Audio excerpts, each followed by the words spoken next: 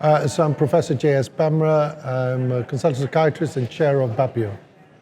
So today's conference was about health inequalities, and mine was the opening talk on what does it mean. So I presented data, both in physical health as well as in mental health, about how COVID has affected our communities, particularly the BME community.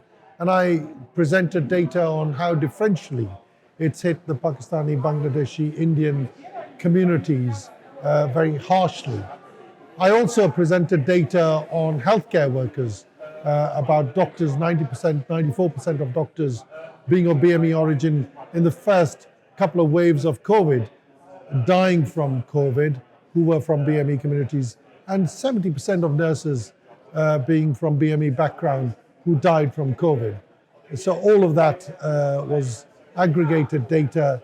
And then I also presented data on things before COVID, that there was already ethnic differences in how people become ill and how many people die from physical illnesses.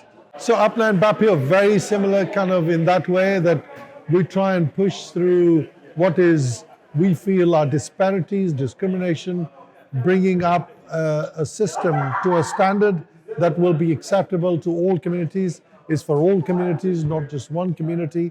There should be privileges that are spread across, and we try and make systems accountable for that.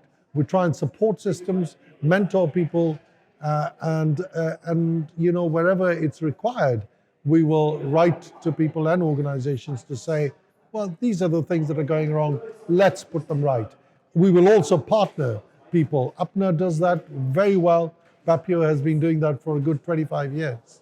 So it's good to see that energy, isn't it? Because we can exchange ideas, we can network, we can support each other. And it's a safe space. Some people will feel shy.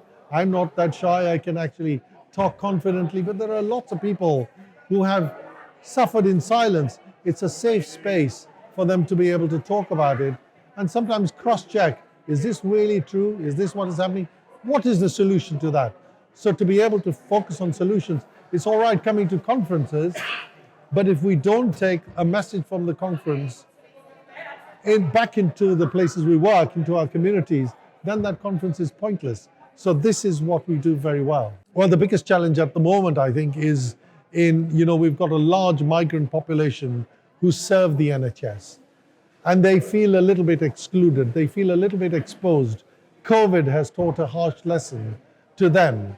And what they would like is to have better proportionality, better representation right at the top, not just at the lower levels of the NHS.